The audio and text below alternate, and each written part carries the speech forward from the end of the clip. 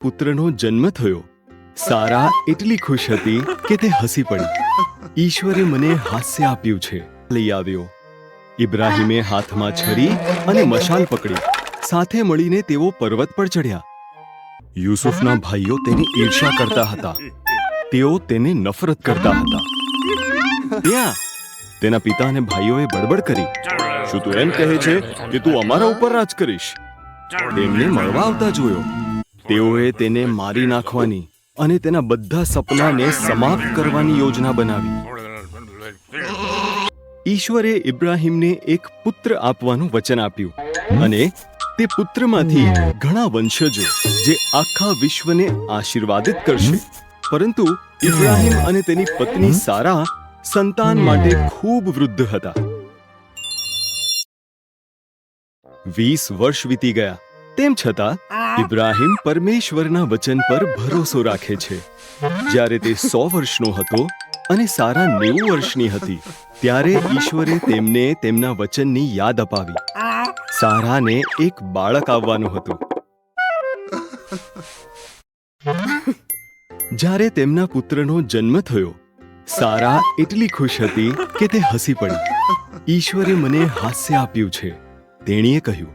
તેથી તેઓએ તેમના પુત્રનું નામ ઇસાક રાખ્યું, જેનો અર્થ છે તે હસે છે. જ્યારે ઇસાક નાનો છોકરો હતો, ત્યારે ઈશ્વરે ઇબ્રાહીમને ઇસાકને મોરિયા પર્વત પર લઈ જવા અને ઈશ્વરના બલિદાન તરીકે તેને મારવા કહ્યું. ઇબ્રાહીમ મૂંઝવણમાં હતો, પરંતુ તેમ છતાં તેણે ઈશ્વર પર વિશ્વાસ કર્યો.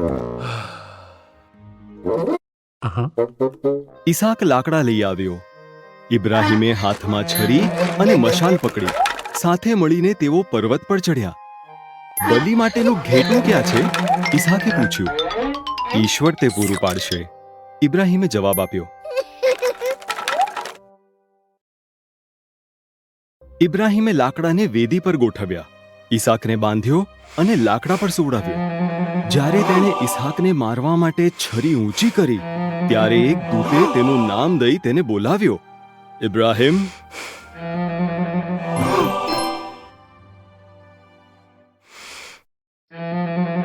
છોકરાને ઈજા ન પહોંચાડ, દેવદૂતે બૂમ પાડી.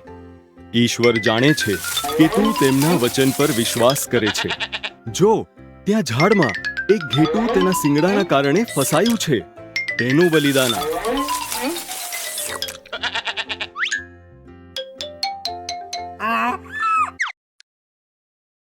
તેથી ઇબ્રાહીમે તેના પુત્રને બદલે ઘેટાની બલિ ચઢાવી. તેણે તે સ્થળને ઈશ્વર પૂરું પાડશે તરીકે ઓળખાવી, કારણ કે દેવે બલિદાન માટે ઘેટું મેળવી આપ્યું. ઈશ્વરે જે કહ્યું હતું તેમ તેમનું વચન પૂરું થયું. યાકૂબને 12 પુત્રો હતા, પરંતુ તે તેના પુત્ર યુસુફને સૌથી વધુ ચાહે છે. તેણે યુસુફને એક ખાસ તેજસ્વી રંગનો કોટ આપ્યો. યુસુફના ભાઈઓ તેની ઈર્ષ્યા કરતા હતા. તેઓ તેને નફરત કરતા હતા.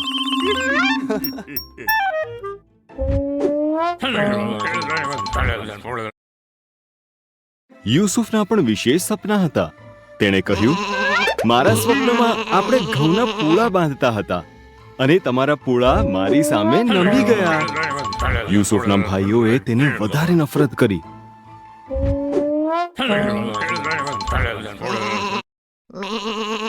યુસુફને બીજું સ્વપ્ન આવ્યું. સૂર્ય, ચંદ્ર અને 11 તારાઓ મારી સામે નમ્યા. તેના પિતા અને ભાઈઓએ બડબડ કરી, શું તું એમ કહે છે કે તું અમારા ઉપર રાજ કરીશ?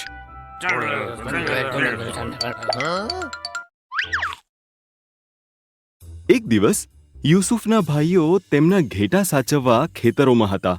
તેઓએ તેમને મળવા આવતા જોયો. તેઓએ તેને મારી નાખવાની અને તેના બધા સપનાને સમાપ્ત કરવાની યોજના બનાવી.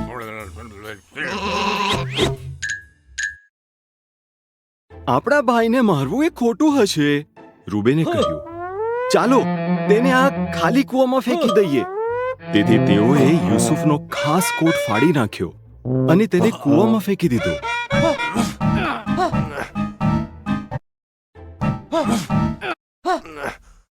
કેટલાક ઇસ્માઇલી વેપારીઓ ઇજિપ્ત જતા હતા ત્યારે ત્યાં આવ્યા. ચાલો યુસુફને ઇસ્માઇલીઓને ગુલામ તરીકે વેચી દઈએ, યહૂદાએ સૂચવ્યું. તેથી ભાઈઓએ યુસુફને ચાંદીના 20 ટુકડામાં વેચી દીધો. તેના ભાઈઓએ બકરીના લોહીમાં યુસુફનો કોટ ડુબાડ્યો અને તે યાકૂબને બતાવ્યો. મારો દીકરો મરી ગયો છે. તે રડી પડ્યો. દરમિયાન યુસુફને ઇજિપ્ત લઈ જવામાં આવ્યો, પરંતુ ઈશ્વર યુસુફ સાથે હતા.